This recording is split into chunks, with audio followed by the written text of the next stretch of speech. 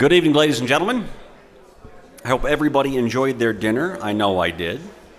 And I want to welcome everybody to Amarillo. My name is Matt Darby, and on behalf of the AQHA Executive Committee and staff, it's my pleasure to also welcome you to tonight's 50-year Breeder Recognition Awards. And tonight you come from all over North America, and you've shared the gift of the American quarter horse with people worldwide. Your talent and your commitment have helped families stay together, children gain confidence, and an industry flourish. And we'll hear those stories tonight. Could the men and women who started AQHA have imagined it would grow to reach more than 5 million registered horses and nearly 300,000 members? I think that they would be proud of everyone in this room. Out of those 300,000 members, only 169 have earned the 50-year cumulative breeder recognition, and 147 have reached the Legacy Award level. As I welcome you to the stage this evening, please come up with your family and friends, where Executive Vice President Don Treadway will present you with your trophy. Each of you will then have time to give us a few words regarding your 50 years as breeders of American quarter horses. And we'll begin the evening with Burdette Johnson from Shell Rock, Iowa. For Burdette and Ellen Johnson, horses have been a lifelong occupation. Burdette was raised on a farm in Buchanan County, Iowa, where his father and grandfather farmed with horses. American quarter horses started making their way into Iowa when Burdette was a teenager, breaking and training horses. While showing an AQHA mare in 1956, the mare and Burdette apparently caught the eye of Robert Weiss's daughter, Ellen. They married the very next year and moved to Durango, Colorado. The mare, incidentally, Aurora Nell, went with them and was their start in the horse business. They returned to Iowa in the fall of '58. Burdette was an AQHA judge for nearly 30 years and judged shows around the globe. He was an AQHA director from Iowa and is now director emeritus. Together, Ellen and Burdette were instrumental in the establishment of the Iowa Quarter Horse Performance Futurity, chaired the Iowa Junior Quarter Horse Association Committee, and held annual clinics for youth teams at their farm. Their advertising slogan is breeding quality with ability. To honor Burdette and Ellen Johnson tonight, please welcome their son Craig, daughter-in-law Lynn, and granddaughter Sarah. Well, thank you very much for the introduction. First of all, I'd like to say thank you to AQHA, and we had a fabulous tour this afternoon, and it was fun to go through the AQHA headquarters and the Hall of Fame, and it's kind of fun to go around and see some of the pictures of things past, and you know, oddly, there's some of me in things past, you know, and you know, I served on the Youth Association. I was one of the executive committee members back then, and what was really exciting for me was the fact that I haven't changed one bit. You know, now Peter, you and Bobby both have changed quite a lot, though I have to say that. But anyway, but I want to thank, you know, again, thank the AQHA for, you know, the wonderful time we're having today. Mom and Dad couldn't make it. Dad's got some bad hips, and they just, you know, he decided he didn't really want to jump in the truck and be able to make it to this, you know, function. And so we texted Mom, though, a little bit ago. She's such a rodeo fan. And we told her Trevor Brazil was here. And she is so mad at Dad right now. She went over and kicked his chair. So anyway, Trevor, if I could get your autograph before the night's over, that might help a lot. It might help Dad anyway. So anyway, I had a short speech, all prepared and everything. And then Don, wouldn't you know, he asked for a story. And I apologize that I'm going to try to keep that short as well. Years ago, you know, I can never remember a time when we didn't have horses around. I just grew up with them, and we always had studs, which meant there was always mares around, and we always had pastures full of mares and all that sort of thing. But our best, you know, probably our headliner stud eventually became a horse called Mr. Joglo. And Mr. Joglo was a pretty cool horse. He was an AQHA champion. He won a whole lot of stuff, and you know, we were pretty proud of him. And as a result of having him, my dad and Jack Brainerd, who owned Mr. Joglo in partnership, they went out and started gathering brood mares, and we started getting outside mares in for breeding. And we had, you know, I remember a trip Dad and Jack made down here to Texas to pick up brood mares, you know, to breed to Mr. Joglo. And most of them were actually run into the trailer out of a stock, corral and all that stuff. They really weren't halter broke, but that was kind of the breeding back then, but yet when they were hauled up to Iowa, which is where we were at, we had to guess whose job it was to try to catch those mares and bring them to the barn, and check and see if they were horsing, and then try to breed them, and all that other stuff. And back then we didn't use the vets like we did now. We didn't even have odd and even numbered breeding days. What a cool thing that is nowadays. We just bred them if they were in heat. And some of the mares though the stud would tease her and she was in heat, and if we ever had a vet, which didn't happen very often, he said she was ready to breed. I'll be darned, sometimes that mare really didn't think so. And because we live covered, we didn't have artificial insemination, so we had to take those mares, try to tie them to the wall, and some of them were kind of broncs, I'll be honest with you, and so we would tie them up and we'd hobble the legs and we did all these other things. I learned to do a lot of stuff back then, and in fact, we missed an anniversary dinner one time as a result of trying to breed a mare that really didn't want to be bred very badly, But she got bred, I'll tell you that, and she probably had a cold. But Mr. Joglo, he would, as a result of all the mares that we had, sometimes mares would come in heat at the same time. It just happens, So that poor stud, he got let out in the morning, he got let out at noon, he got let out again in the evening, and then sometimes again at midnight, to try to get all the mares covered that were horsing all at the same time. But Dad had his own version of artificial insemination for those exceptions. And I almost hate to tell this story, because maybe you shouldn't know about this. But there was times when, when we had more than just bringing the stud out every now and then. And Mom had this little kitchen pan. Can y'all kind of tell where I'm going with this? All right. Anyway, we would artificially inseminate, but it wasn't, all right. But I promise you, Don, even that mare was bred live at least once. Okay. Yeah. All right. Anyway, now on to my speech. My dad, Burdette Johnson, is receiving the award for 50 continuous years of breeding and raising American quarter horses.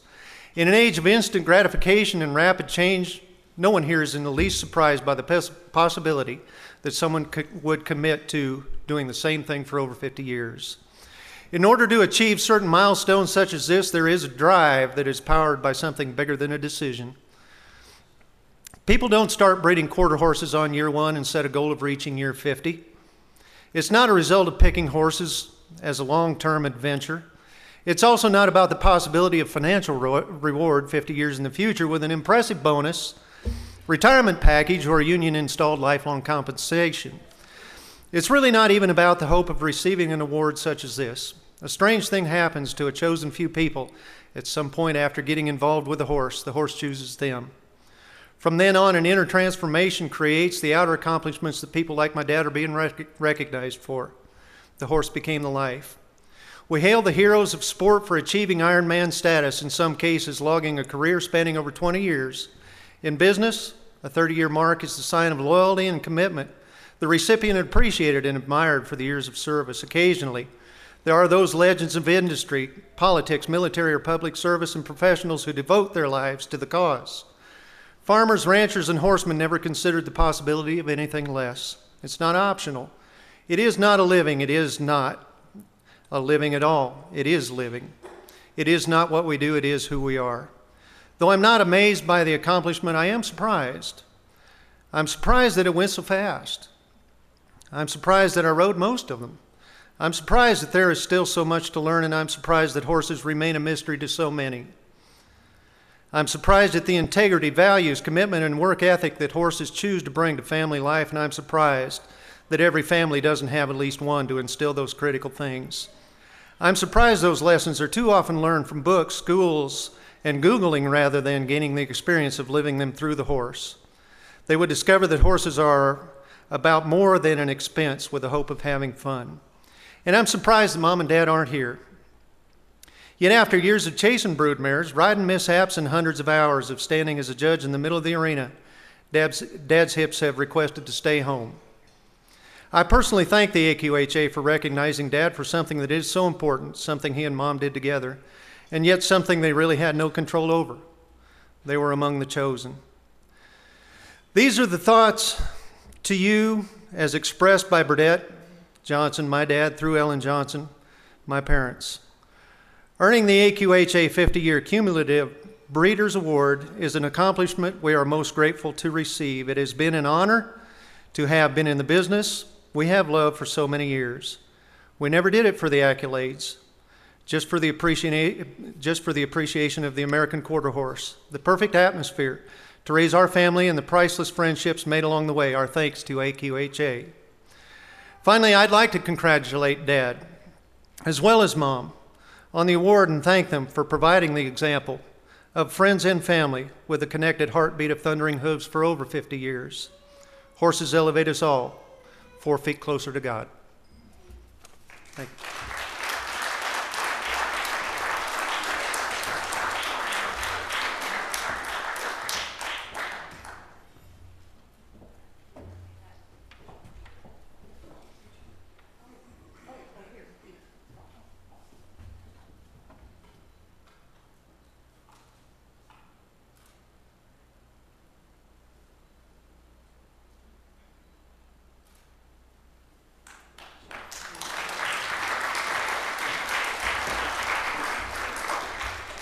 I should correct myself. I think I originally said that Don Treadway would be up here handing out the awards. Instead, please welcome AQHA President Peter Cofrancesco to the stage. Our next honorees are Jerry and Joan Nguyen from Bethany, Missouri. In 1957, Joan Nguyen's father, Willis Mitchell, bought 2 American quarter horses, Gracie H by Blue Boy and Shine Bright by Cheyenne Kid. That same year, Willis bred both mares to Kate Keeper, and in 1958, Gracie H produced Blonde Copper and Shine Bright foaled Miss Shine Bright. Half a century later, the Nguyen's still rely on the bloodlines of Gracie H and Shine Bright. Both mares went on to produce a string of good quarter horses. By 1980, the Nguyen's had 59 of them. They've cut back since then, but still enjoy achievements and memories through their horses. And at age 52, Joan learned to team rope on Jerry's rope horse, Panama's Tuffy. Joan says, the love of the American quarter horse has made our lives more enjoyable. Each horse has its own personality. The people we've met through our horses have been great. There are many wonderful people we've gotten to know and share our love of horses with. Please welcome Jerry and Joan Nguyen and family friends Barry and Linda Burton.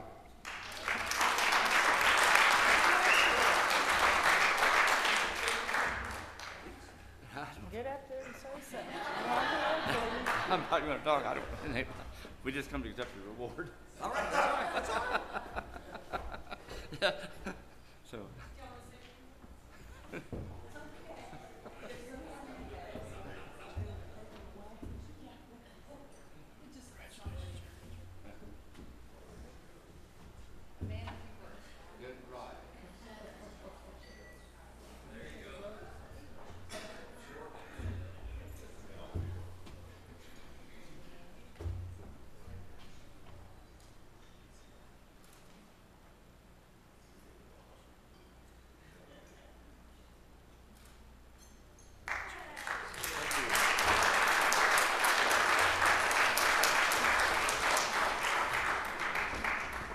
Brevity is the soul of wit. We're now pleased to honor John Anderson from Gale, Texas. John Richard Anderson, folks call him Rich, started breeding American quarter horses in 1952. A life member of AQHA, Rich was one of the first 3,000 to join the association. His number is 2,860.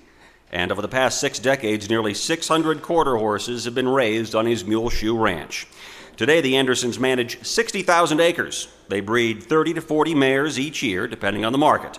The ranch now is incorporating the up-and-coming stallion Boy Boone, grandson of Freckles' Playboy, who traces bottom side to Dock Bar and Sugar Bars. In 2010, Boone was the AQHA Western Horseman Horse of the Year in the girls division of the THSRA and has earned money in NCHA competition. John says, my dad taught me to ride and work the ranch. My nephew learned to ride with my help and then helped teach my kids, who in turn have helped other cousins, all because we had good horses and the God-given freedom to take advantage. Please help us welcome John Anderson and his wife Barbara, their son John, daughter-in-law Keva, granddaughter Whitney, grandson Clay John, and family friend Krista Blagrave.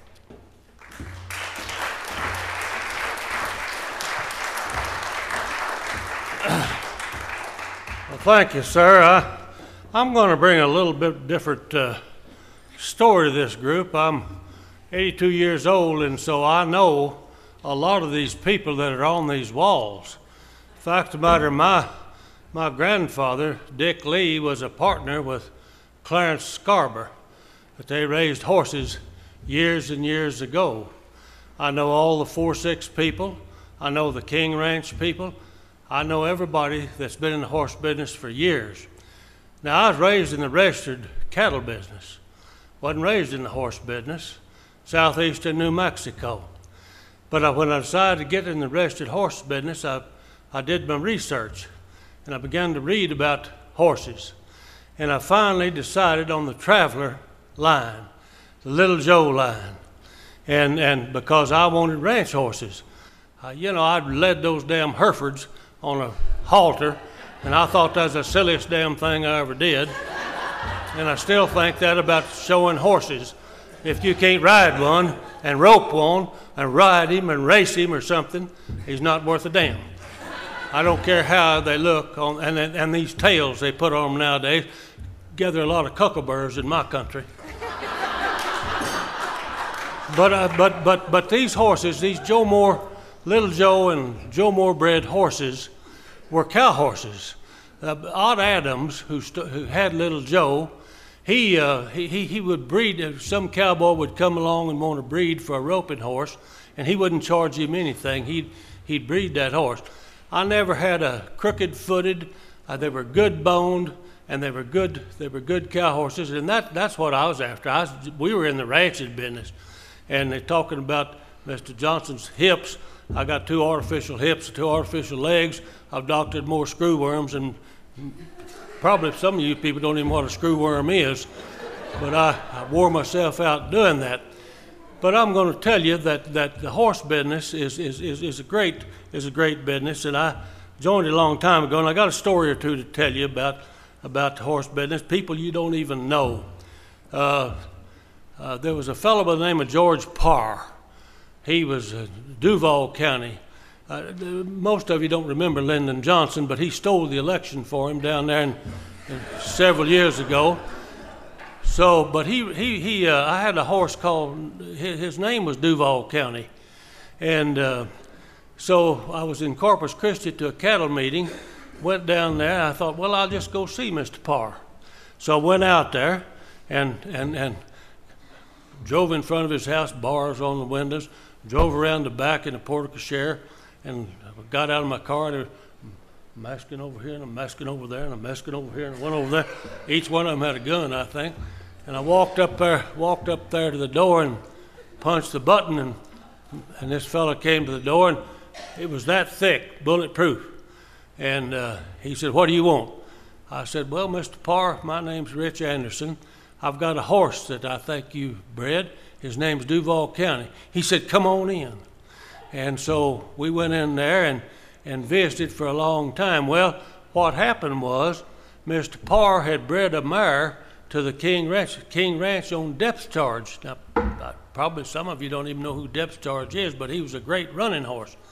But anyway, they got mad at George for some reason or other, and wouldn't give him breeder certificate.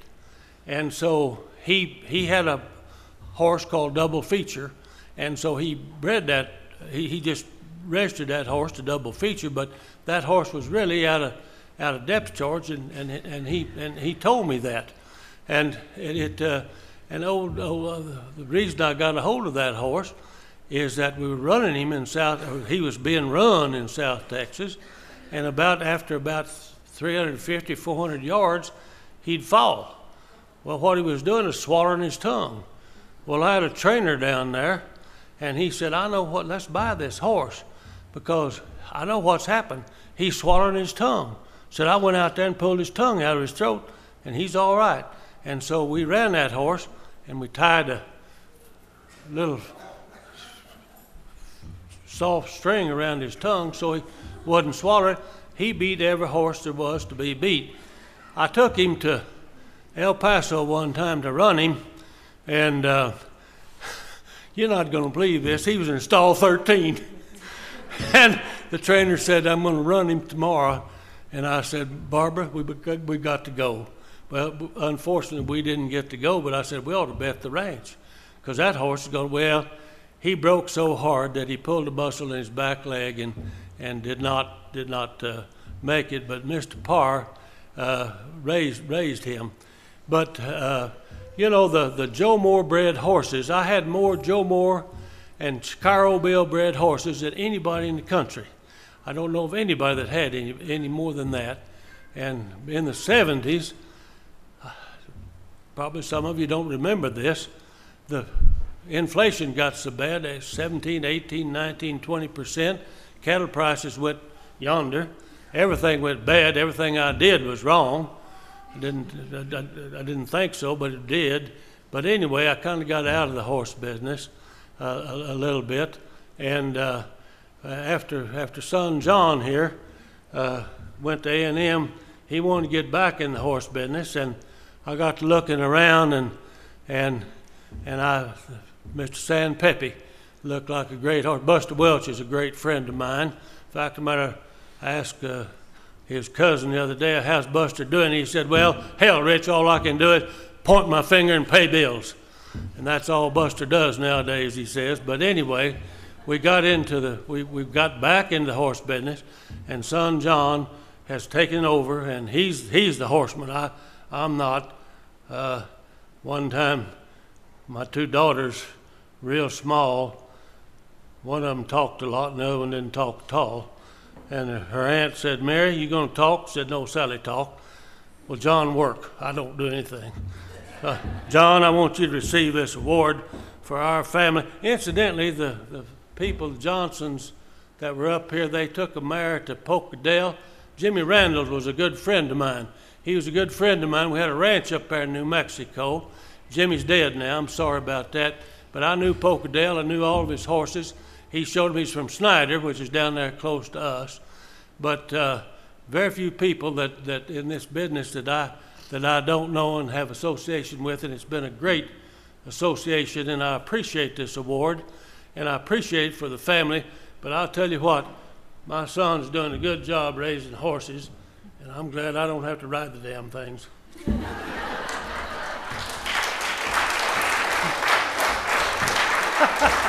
Get up here. No, you get up here.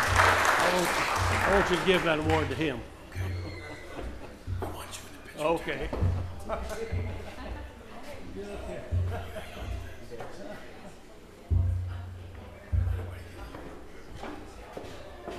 Ain't this a good-looking family?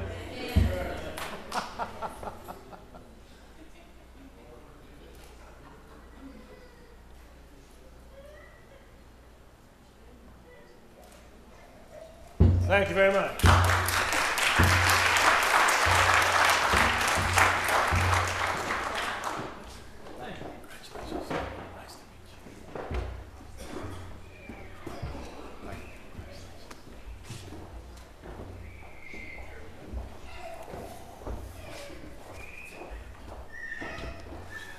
Next, we honor Mississippi State University, located in Mississippi Station.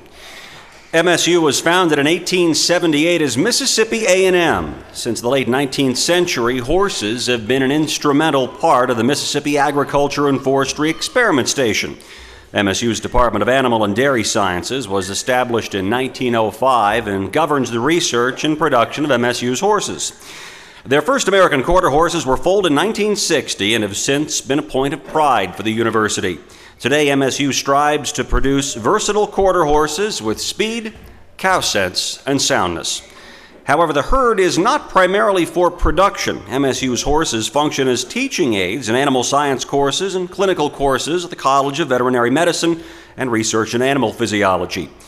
Associate Provost for Academic Affairs Peter Ryan says that as researchers and veterinary medical professionals, those at MSU strive to contribute knowledge and advances in equine health in as many ways as possible. and that their longevity is a direct result of the committed college administration and the research organizations that have been partners in their success. Please welcome Dr. Kevin Walters, clinical instructor with the Department of Pathobiology and Population Medicine.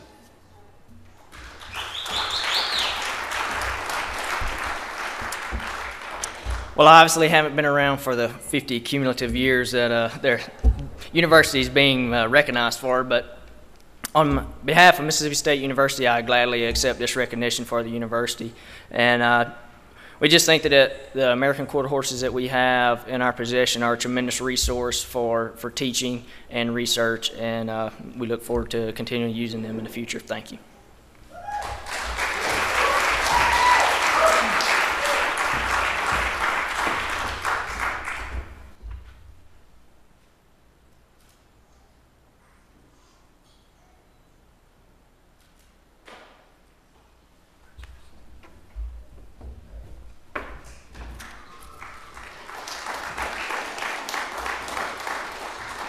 We now honor Daryl and Beryl Wagner from Prodrone, Colorado. Daryl and Beryl's lifestyle revolves around American quarter horses. Beryl says they've been a part of her life as long as she can remember, as her family raised them and used them for ranch work. When Beryl's grandfather died, she received one mare from the estate and purchased another. In 1977, the Wagners purchased their ranch from Beryl's parents and uncles. In 1995, the Wagners moved to Crook, Colorado, where Daryl managed the OTR ranch. About 3 years ago, Daryl retired and they moved back to their own ranch. Daryl has the same busy days, but now they make all their own decisions on their own property, with all the family working together. Their son Jay and his family live on the ranch and do most of the cattle and horse work now.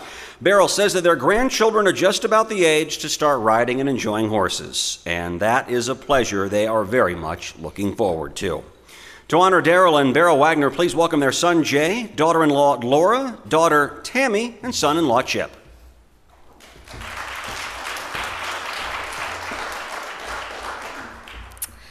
Thank you. I wanted to thank the AQHA for honoring my parents, Daryl and Merle, for all of their hard work. I'm sorry that they are unable to be here. I'm sure they would have enjoyed all of this and the great stories.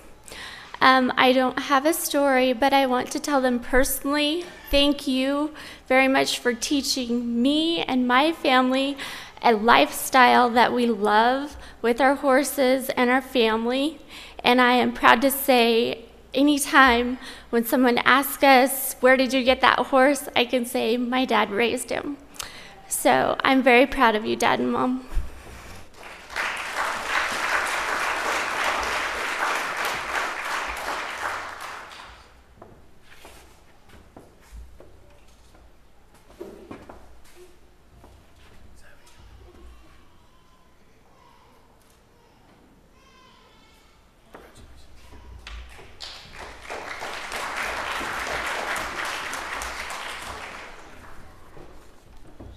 Next, we honor Merle and Marlene Flynn from St. George, Kansas. Merle and Marlene have been involved with American quarter horses since long before they were married in 1958. In 1952, Marlene bought her first registered quarter horse, the Tommy Finney mare Miss Adams 9, with a filly by her side. Merle was roping off a quarter-type gelding when they married. Marlene says, after we were married, we continued our passion for horses and raised foals from that day forward. We knew the quarter horse breed was one we wanted to pursue and continue to develop. Flynn Quarter Horses has always kept 1 to 3 stallions. The ranch has purchased a few outside mares, but focuses on keeping its own fillies to raise as brood mares. Marlene says it would be difficult to imagine their lives without horses, and adds, our children learned a great deal about responsibility while raising and showing horses. They made many friends along the way and experienced the joy of winning and the heartbreak of defeat, which helped shape them into the fine adults they are today.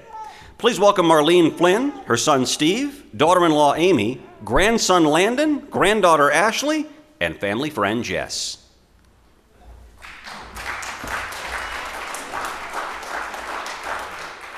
First of all, I'd like to thank the American Quarter Horse Association for being recognized as a cumulative breeder in the 50-year category of the Quarter Horse Association. I feel very proud to be a member of that group and been able to say that I have raised horses for 50 years. I met my husband at a horse show on a Friday night.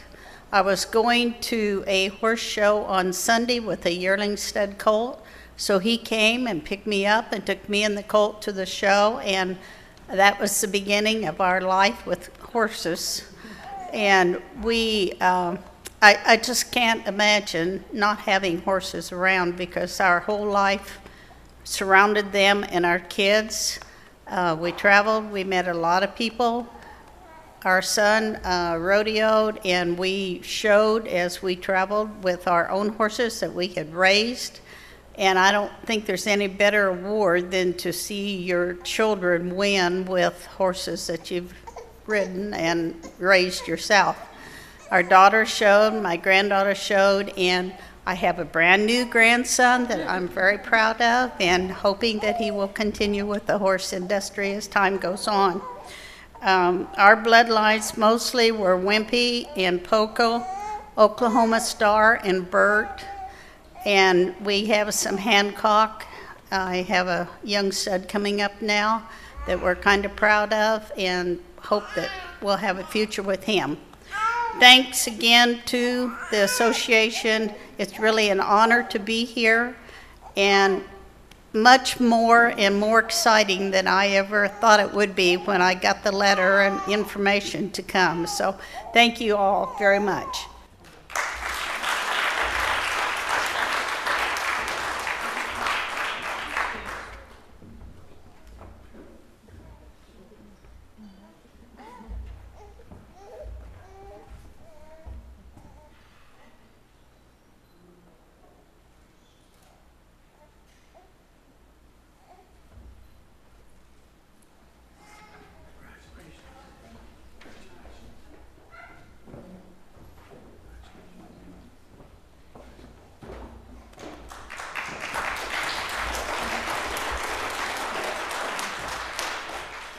We now honor Bob Mckillah Hatton from Bozeman, Montana. Bob has spent his life in the American quarter horse industry. He grew up showing horses, and when he was a student at Montana State University, he won the Little International Livestock Show, where the grand prize was the American quarter horse filly Charmichi, whose granddaughter, starring Minnie, he still uses in his broodmare band. When Bob graduated in '58, he partnered with his father-in-law in a large cow-calf operation at Florence, Montana. He was soon judging all breeds at fairs and shows across the Big Sky State. He was elected secretary of the Montana Quarter Horse Association, which led to Hugh Peltz asking him to interview for a position with AQHA in Amarillo. He says, "They told me, oh, by the way, will you stop in Pocatello, Idaho on your way to the AQHA office and look over the chariot races they're holding there? That'll be in your department." Bob headed up the AQHA show and contest department, where he managed the first 4 AQHA world shows and implemented the drug testing program. In 1990, Bob returned to Montana, taking with him the stallion Wonderful Conclusion and a few good mares. Please welcome Bob Mckillah Hatton and his wife Sherry and family friend Betty Nix.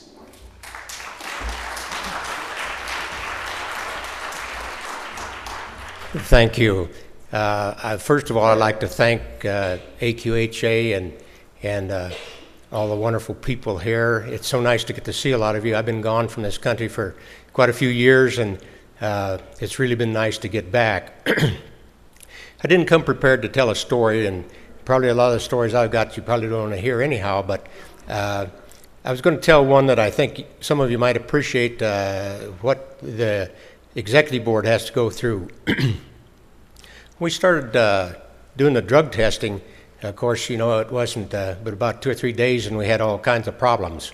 And it seemed like we had a hearing every week, or every time I went out the door, I picked up something. And one particular one has really stuck with me that over the years. And we went to a circuit, and I was doing the testing and sent the samples in, and had picked up a positive on a youth horse. And so these folks were cited in, and this gentleman was quite a bit older than his wife, and his wife was a very shapely individual, and the daughter was showing for the top awards, and they came in and met with the executive board, and of course they had their attorney with them, and And so this gal came in, and she had a black dress on. I'm sure she had it sprayed on, and lots of mascara, and her hair was dyed jet black, and very, very attractive. The executive board couldn't help but take a second look at her. And anyhow, she swore up and down that I had taken the wrong sample and got them mixed up, and that their horse wasn't positive. So this went on for a while, and pretty soon they had a break, and so two gentlemen that I got very fond of while I was here, our attorney Barry Stone and Clarence Scarborough, who was our president, and I thought a great deal of both of them. They called me outside and said, Bob, are you sure you did this right? Because this gal was sitting there and the mascara was starting to run down her face, and you know, they were sure that I had fouled up the sample someplace, and we were really in a big trouble. And I said, no, I don't think so. I think I did everything right. And so it ended up that they sent her home to take a lie detector test. That was the way they agreed to settle the deal. And she'd take this lie detector test, him and her and the daughter. And about 2 weeks we got it back, and the gentleman didn't know anything about it, and the lady had given the horse Butte, and the daughter didn't know anything about it. And so the attorney and Clarence had a big sigh of relief and saved their life, because they were sure that I had really fouled up for them. So some of these experiences that I had for AQHA have stuck with me for a lifetime, and I can't help but thank all of the staff people that I worked with over the years, and all the executive board people that were so super to work with, and the quarter horse and AQHA has been a great deal to me all my life, and I certainly want to thank them for this award. It's something that I certainly didn't expect, and my wife and I are real tickled with this, so thank you very much.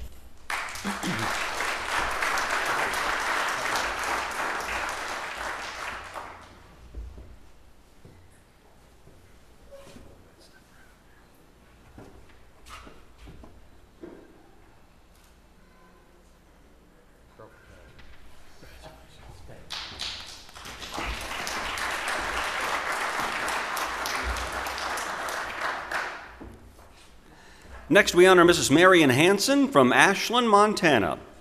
Marion has spent her entire life around, on, and with horses. As a high school senior in 1951 at San Luis Obispo, California, Marion Weinman married Darrell Hanson, a student at Cal Poly. Darrell had a small ranch, a few horses, and some cattle when they got married. Marion says they were both interested in horses. In 1959, they bought a daughter of Driftwood II named Burnt Wood, and she became the foundation broodmare of their Double H Ranch, where they raised mostly Hereford cattle. Marion served 18 years as a representative in the Montana legislature, and sometimes, she says, when I'd get so frustrated in some of those sessions, all I could do was go home, saddle a horse, and ride out to clear my head. Marion and Darrell were married 54 years before Darrell's death in 2004. They raised 4 children, who gave them 8 grandchildren. Please welcome Marion Hanson and daughter Louise.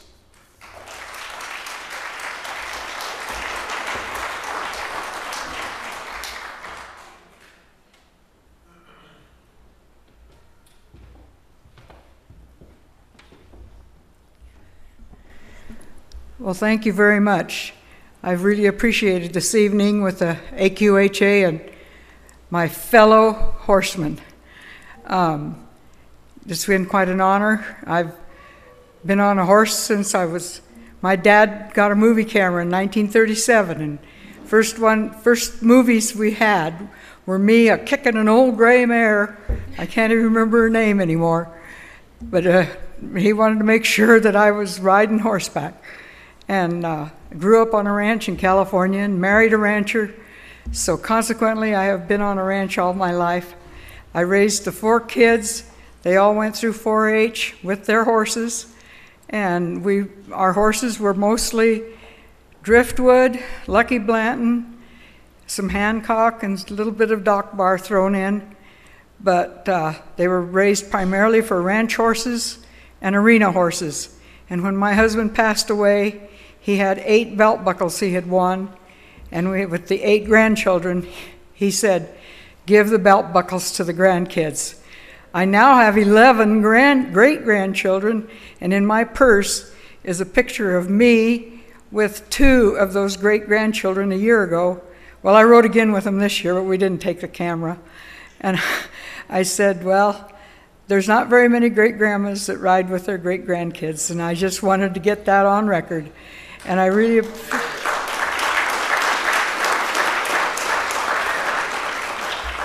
About 3 weeks ago, I went out with my grandson, who's on the ranch with me now. When my husband passed away, I said, "Bob, you are stuck. You are here." And he has been there with me all the time. This daughter, my daughter Louise, is on a ranch about 100 miles away with her husband, and they raise cattle and sheep. And her husband is a pickup man, so he's got a bunch of great big stout quarter horses. And my son is on a ranch about 100 miles the other direction from me, and he is raising a few horses. And then I've got a daughter that's on the ranch next to me. And last winter, I was awarded the Ranch Woman of the Year for the state of Montana with the Stock Growers Association. Thank you. And the surprise for me was that 3 of the 4 children were there, 2 grandsons with their families, and I think it added up to 10 of us up there, and they were all involved in agriculture. And I thought that was I wished my husband could have been there to show him that between his father and my husband, we had put enough together that we could keep those next generations coming. And I'm still raising my horses. I'm down to about 4 colts a year now because it's just too hard to get anybody to break the darn things. And still riding and still helping. And the grandson, he decided he was tired of feeding the saddle horses that the kids ride, so he brought them up for me to feed twice a day. And I want to thank you for tonight. I've really enjoyed this. I've been through Amarillo while I was at the old office probably 35 years ago. And this is all I've been by on the interstate, but it never stopped. And I really enjoyed today and the tour and everything. Thank you very much.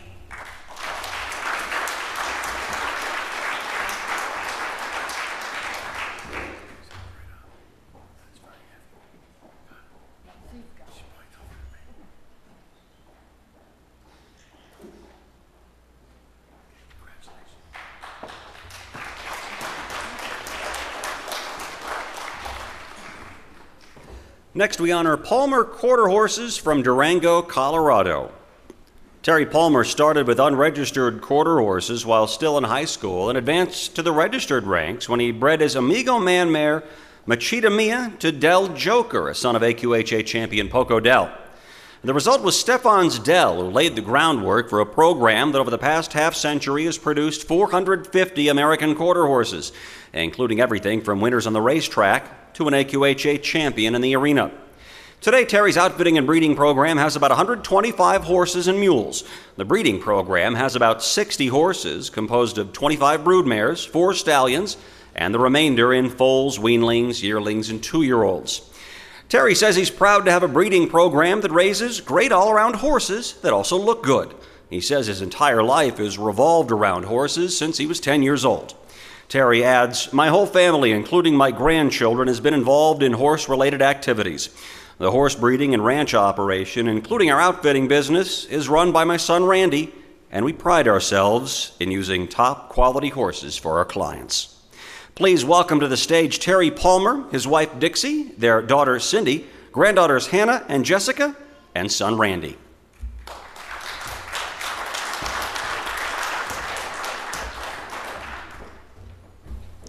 Well, I want to thank the Quarter Horse Association for this honor.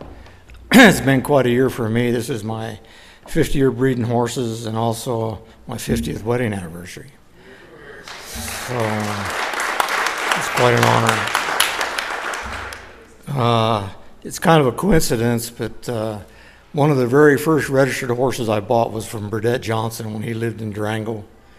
And that was a long time ago. Craig was born in Durango, and I haven't seen him since he was a baby.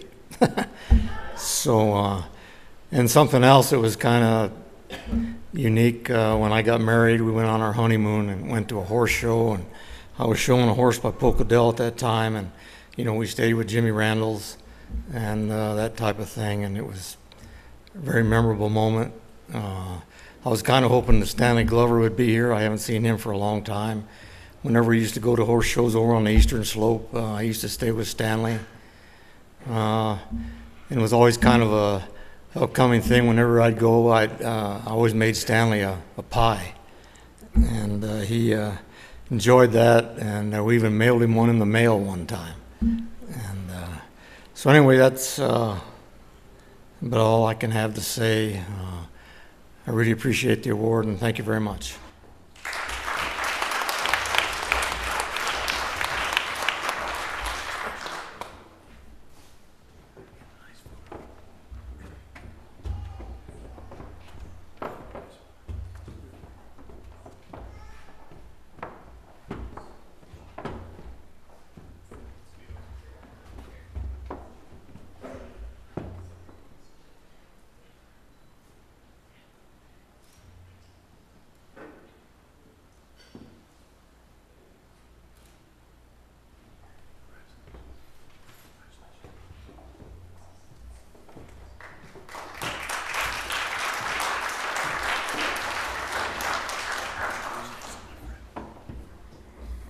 Next, we honor S.A. Baxter from Bend, Texas. S.A.'s been riding for 70 years using horses for ranch work. The Baxter Ranch, where he grew up, is still in the family, now in its 6th generation. After serving in the Korean War, S.A. bought his first American quarter horse, Paul B. That was 1958. Paul B. went on to win several grand championships at halter and a Register of Merit in cutting.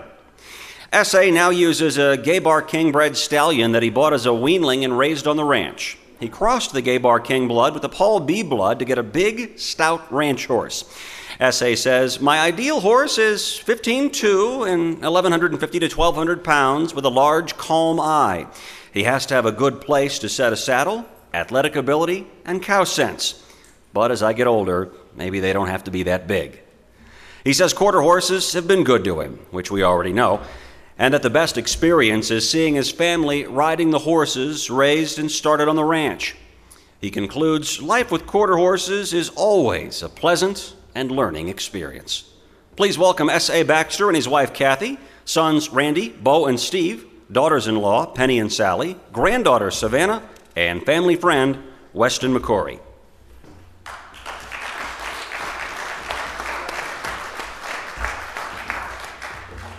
I want to thank the AQHA for the privilege of being here, because they're the one that probably did more towards it than I did. But I've always enjoyed horses and used them on the ranch, and still do. We still drag calves and stuff like that. And horses has been real good to me, to meet all the friends like that's here from different states and stuff. And they've just been a pleasure, and they help make a living and stuff like that, but they're just a tool to work with. And I bought my first stud with trying to improve the horses that we had, because I was getting so tired of getting bucked off all the time, and thought maybe it might be a little bit better if we upgraded them. And of course that worked for a little while, but then it got to where they bucked me off anyway. So, but anyway, I want to thank AQHA, and they're a real good organization, and especially for the meal tonight. That was a real good steak. I hope those people up north realize that we got some good Texas beef, so we can still kick some cattle up there, because we're out of grass down here. I thank y'all all. Thank you much.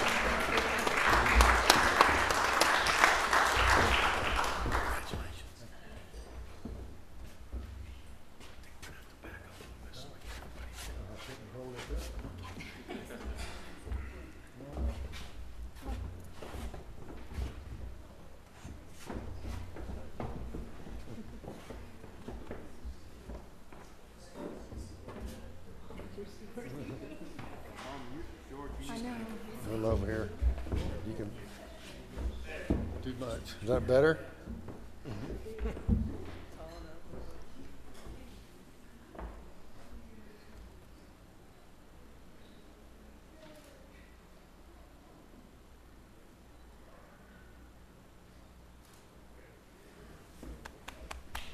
Yep, you're good.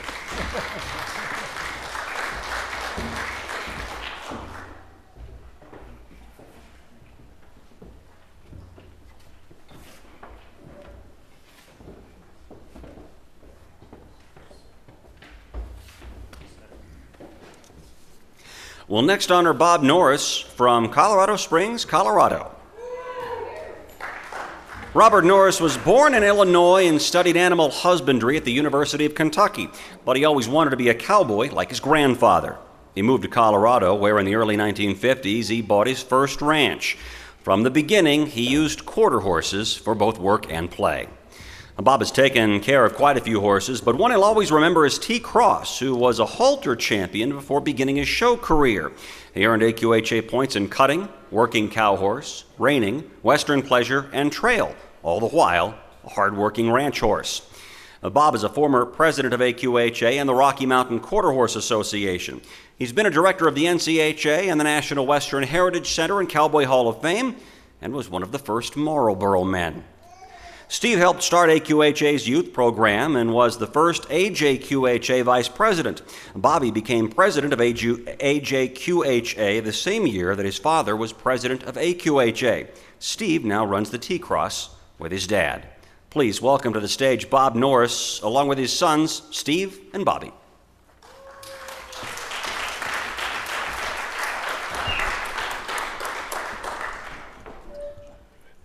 Oh, it's been a hell of a run. And looking up here and being blessed with his children and grandchildren. And this is Levert, my trainer. He's doing a hell of a job for us, and we're just, it's so much fun to just every day have it come together. And to be associated with the Quarter Horse Association, the friends we made, the times we've had when I was on the board. But also it's these kids coming on. And to have them develop and have the love of the horse and have a lifestyle which is meaningful and solid, which we miss so much in this day and age. And I don't know, I'm supposed to tell a story about one of the things I guess I have to do is when I got an elephant. And that turned out to be a fun story. And one day we had 5 elephants there in the place, and I had some veterinarians take some pictures because I knew I was going to get hammered by the animal rights people, but they didn't say anything. But anyway, we took some pictures and I ran them in my ads because we like to advertise total performance, and we could handle any job. And so I took some pictures in the Cutting Horse magazine and everything, and the Quarter Horse Journal, cutting these elephants. And I guess Steve's the first one I heard about. He's out in Utah or Idaho. He said that everybody's wearing that Quarter Horse Journal. We all did that one page. Everybody thought it was all fixed at cutting elephants, but we were actually cutting elephants. And but that old Amy, she's still with me, and she's up in Arkansas. She's having babies now, and so I had a book out called The Cowboy and His Elephant, but it's been, there's so many facets through the years, but being with the horses and breeding these horses and showing them and making a living with them on the ranches, it's been so special, and I'm so blessed and to have this family. My wife couldn't make it. But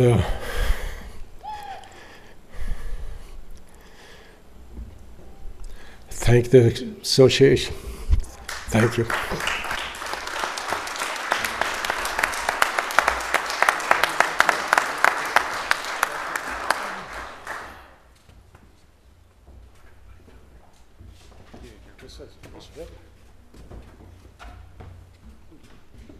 You got it. Good job.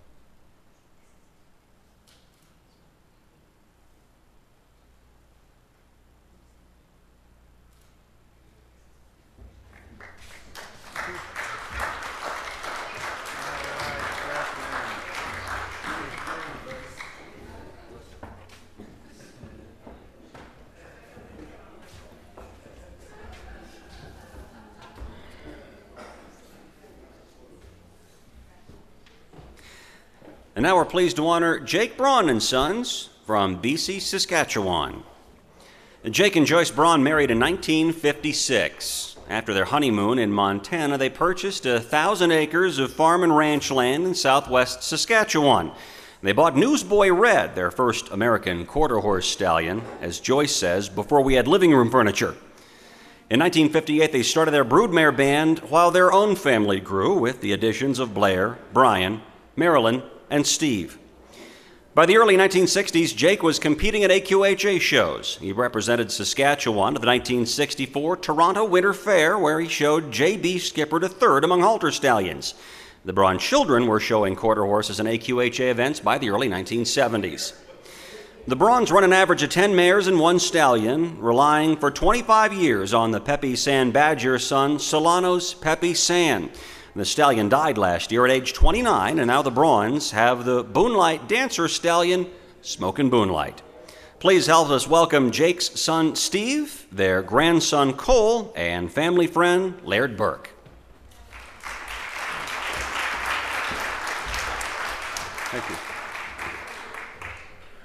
Well, Mom and Dad, they're still up in Western Canada, and it's a long way for him. And Dad's got a bad knee, and he doesn't travel as good as he used to, so it's an honor for me to fill in for him. I live in Whitesboro, Texas, and I was the closest son to Amarillo, so I got the call. Mom and Dad both grew up riding horses to school, and I mean, they needed their horses. Whether they liked it or not, that was the way of life up there. And they had there was kind of an unwritten rule that if it was below 0 Fahrenheit, you didn't have to go to school, but otherwise you had to ride, and it was 5 or 6 miles. And they never took into the factor of the wind chill, because the wind could howl pretty hard up there, but below 0 was if it was below 0, they wouldn't have to ride to school. But even after all that, Dad still enjoyed the horses. And when they first got married, they were saving up money to buy a Chesterfield, a sofa. And Dad went on a road trip one time, and he robbed a cookie jar, and he came home with a yearling stallion instead. And that was his first quarter horse. His name was Newsboy Red. And his registration number was P52816, so he was one of the early ones, and Dad can always remember that number. And so they started raising horses and started raising kids, and the horses and the kids kind of got together, and all of us, they have 4 kids, and we're all involved in the horses one way or another. They've kind of taken us all over the world. They've introduced us to a lot of different people, and we've just had a lot of fun with it. One story that comes to mind when they asked for a little story is Dad bought a package of broodmares one time down in Idaho, and he goes down, he has a 3-ton truck with a stock racks on the top and a cattle gate to the back that you got to lift up. And they get down there and they load these horses, and it's a pretty full load. And they get the horses on that he bought, and this guy had 1 horse left, and he kind of asked Dad, he said, well, what should I do with this one? So Dad, he kind of looks at him and says, well, if you can, I'll lift that gate up, and if you can get her in there, we'll try it one time, and if she'll fit, we'll take her.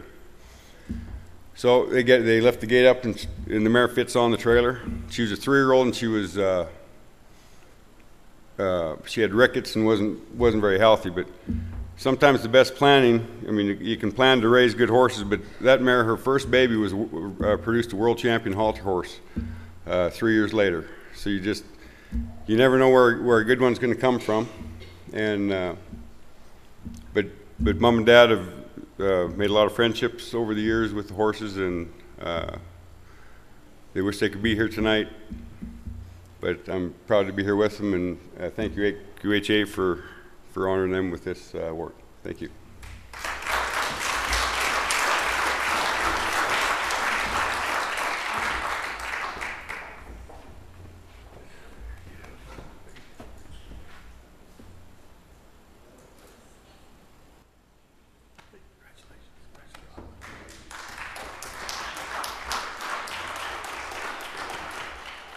Next, we honor Donald O'Brien from Pineville, Missouri.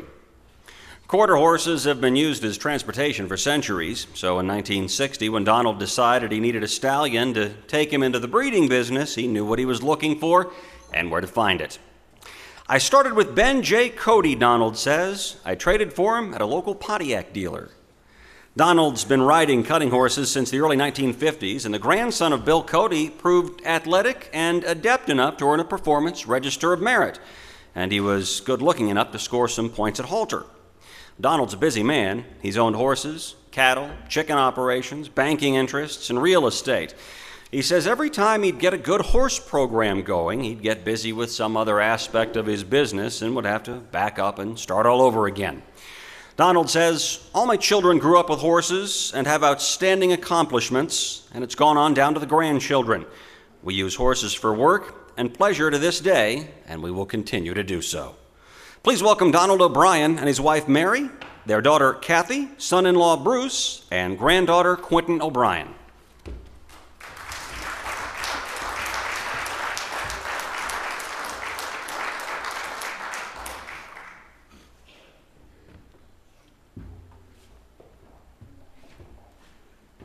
Good evening, Chairman. You are the chairman, aren't you? Good evening, ladies and I guess cowboys and cowgirls. It's great to be here tonight. We've had a very interesting day.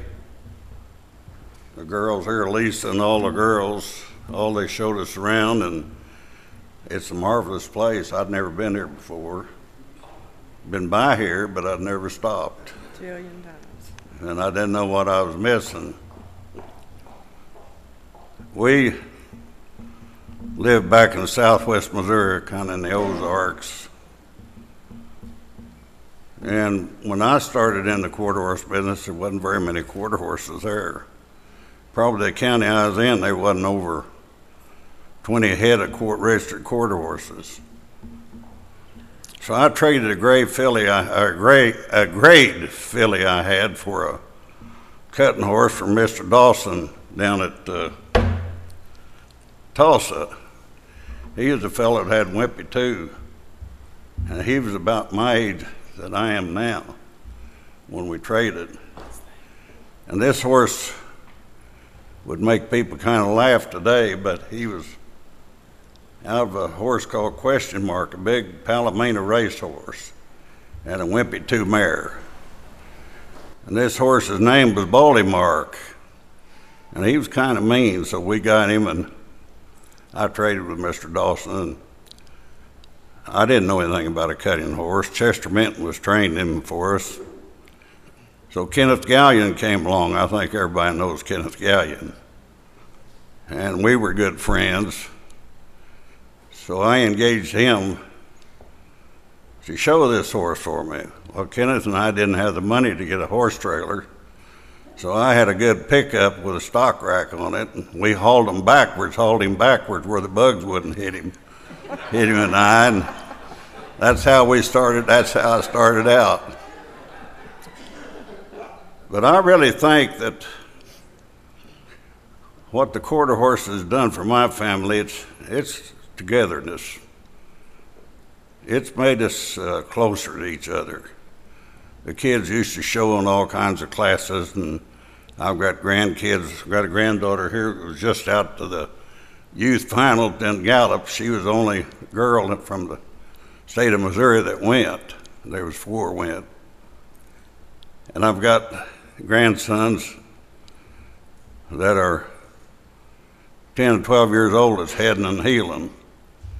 So we use our horses. We've got a few ranches, and they're not big ranches like you got in Texas, so I won't tell you the size of them.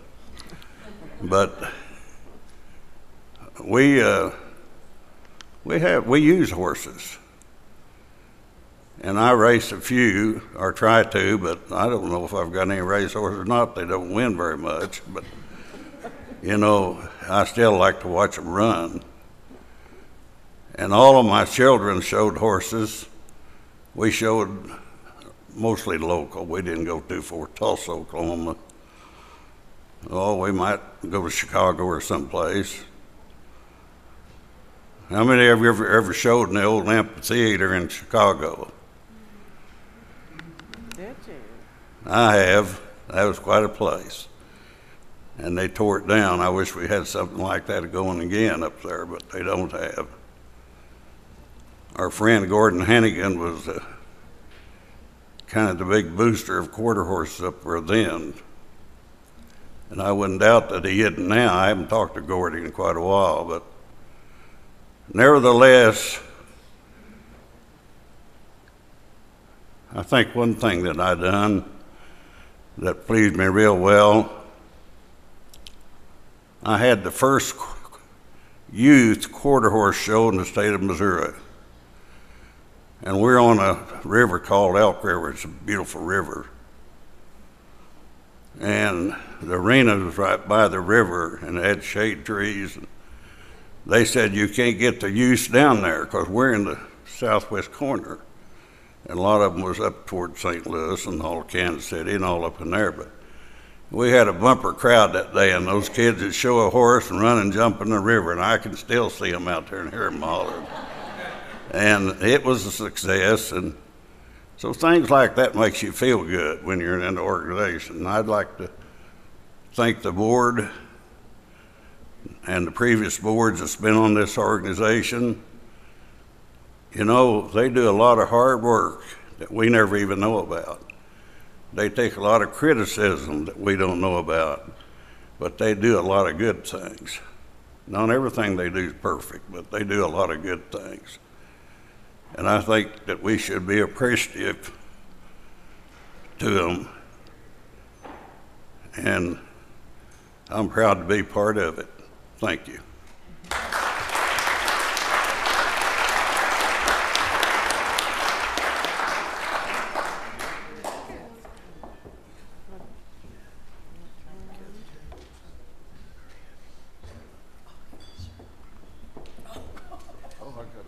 Tell them about Kathy, my daughter. Well, they introduced you. You did.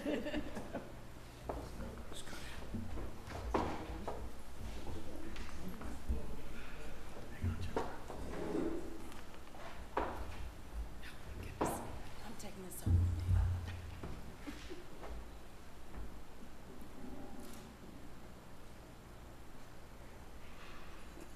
Brand, say something.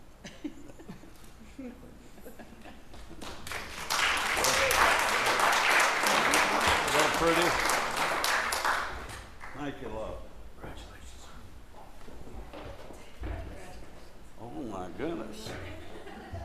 Who's going to carry that, Bruce? I don't get this.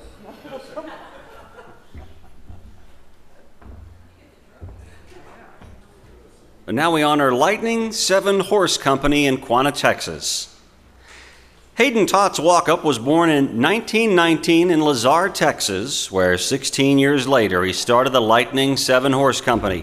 It seems like an early start, but when he was only 7, he traded a small heifer for his first horse, which began the horse business for the Walkup family. Tott's son Billy says his father believed horses should be able to do what they were trained to do and do it well. He says that when people came to Lightning 7 Horse Company to buy a colt, they wanted them to be able to walk into a pen, pick the colt, take him home, and train him to be whatever they wanted, be it a cow horse on the ranch, a show horse, cutting horse, barrel horse, or roping horse. Billy adds, I'm glad I could carry on what my dad started and what was most important to him. I enjoy competing and roping on horses I raised, being able to look back at the horses we use today and realize that I was born with these horses and have ridden their mothers and dads, grandmas and granddads.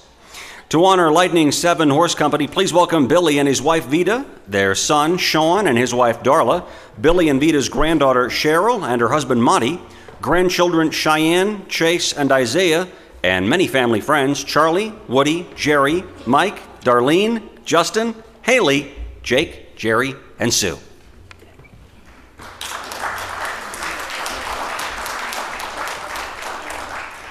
Mr. President, Executive Committee, it's an honor for myself, my family, Lightning 7 Horse Company, to be here. I'd like to thank you for this. The big honor is being in the presence of these other breeders.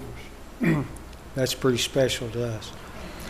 I don't have a speech. I'm not going to give a story, but I do thank you. It's an honor. Thank you.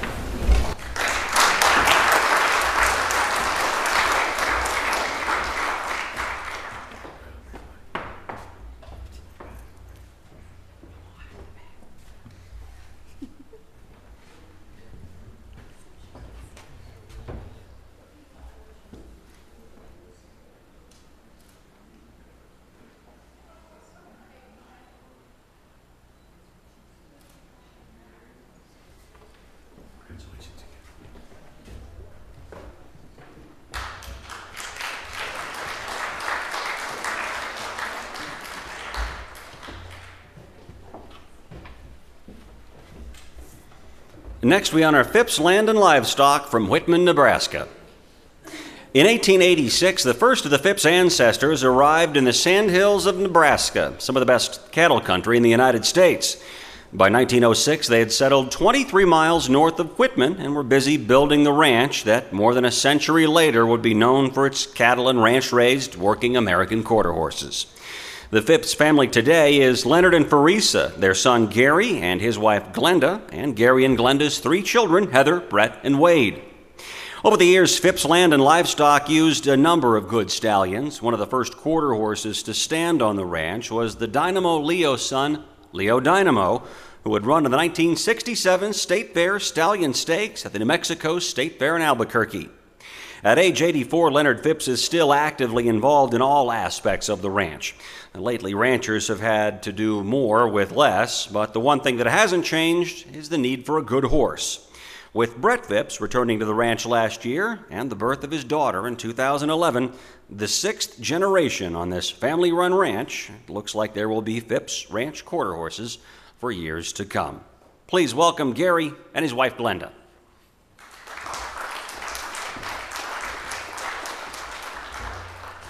Well, thank you for this. It's really a great honor. First, I'd like to say that we've always heard rumors that people in Texas are very friendly and courteous, and it's 150% true. It's been really, really nice, and we really appreciate it. We thought we were back in Nebraska for a little bit because we started eating that great steak, and well, we thought we were home. But they've got good beef down here, too. A couple of stories, I guess. They asked us to tell a story here. I was kind of a bachelor, old bachelor. I was 33 when I finally found my beautiful wife, and she rode horses, but she never really worked on ranch much. And we were working cattle, and this old yellow stud that we had here for 23 years, he was pretty nice, or he was more than a pretty nice horse. He was just outstanding. You could jump on him bareback with a string and go wrangle the saddle horses in. You know, he was just that kind of disposition. And we were working cattle one day. We run a yearling operation. We were processing some cattle, and she wanted to help. And I said, well, we'll put you on Gold In. You can run the cattle up the chute for us while we're processing. And she jumped on him, and she was doing a good job on him. And a few days later, she come back down, and she found out that he was a horse that all you had to do was saddle him up and put a bridle in him and put him in the corral and wrap their horns up, and he'd do it by himself. He ran the cattle up by himself, so he just kind of replaced the guy, you know, back there. We didn't have to, so I don't know. We still got married, too. And then another horse, who was one of old Goldie's sons, was a horse called Corky. He was a big, stout horse, good type of horse. And had about 400 head of steers we was holding up, we was sorting out out of the fence line, and one of them broke out, and she needed some practice, so I said, well, go get him back, and she goes bring this steer back, and these were 2-year-old steers at the time, and he would come back in pretty quick. He broke out again. I says, go get him, bring him back hard, So she goes down there, and she turns this critter about twice, and he's not coming back, and about the second or third time, old Corky, he tried to wrap you around the saddle horn, but she was still on him, and about the second or third time, why he was right close to the fence, and he didn't turn, and Corky turned, and the steer went through the fence. Kind of broke a couple of wires, and she comes riding back, not even looked at me. She just rode right on by. She says, you needed the gate there anyway, didn't you? So I wasn't much I could say about that, but our horses, they're basically King Leo, Peter McHugh background on our mares. The first mare Dad ever bought was a mare from Jack Casmet, doing a railbred mare. And then I bought a mare of my own after I got out of school in '71. And every brood mare on the place goes back to those 2 mares. And every mare we've got goes back 5 and 6 generations. We've raised all of our mares.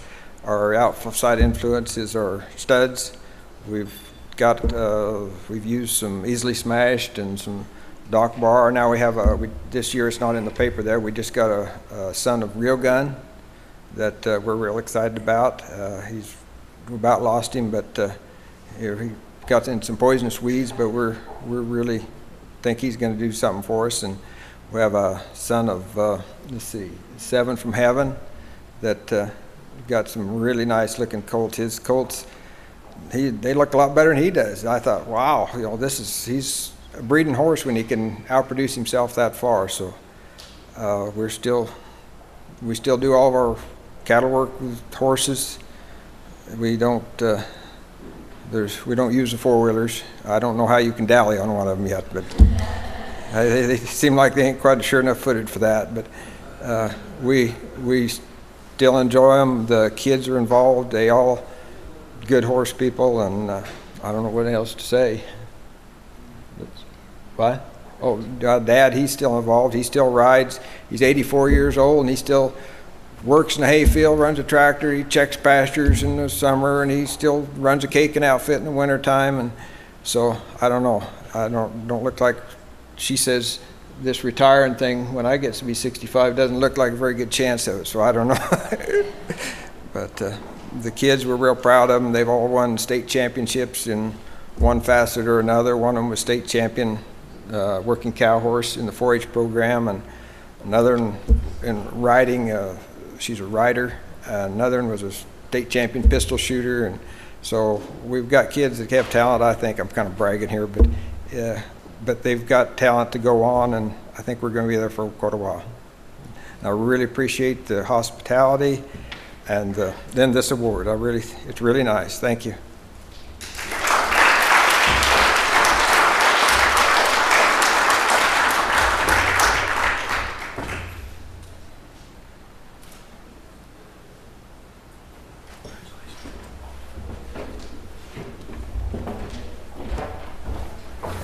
There were 11 other honorees who were unable to join us tonight, but we'd now like to take a moment to recognize them. Elmore Stout of Cottonwood Falls, Kansas, C.F. Vitito of Emory, Texas, Keith Zimmerman from Harrison, Nebraska, Jake Dial in Livingston, Alabama, Robert Apperson of Welch, Oklahoma, Donald Gardner Jr. of Opelousas, Louisiana, Billy Cook of Greenville, Texas, Stanley Glover from Avondale, Colorado, R.J. Henderson of Bloomfield, New Mexico, Pennsylvania State University, University Park, Pennsylvania, and the B.A. Sipes family of Norman, Oklahoma. Tonight's awards, of course, are very special to the people that are accepting them, but they're also very special to AQHA. You've all helped preserve the American Quarter Horse. On behalf of the American Quarter Horse Association, I congratulate every one of you. I hope you've enjoyed your special evening here. Thank you and good night.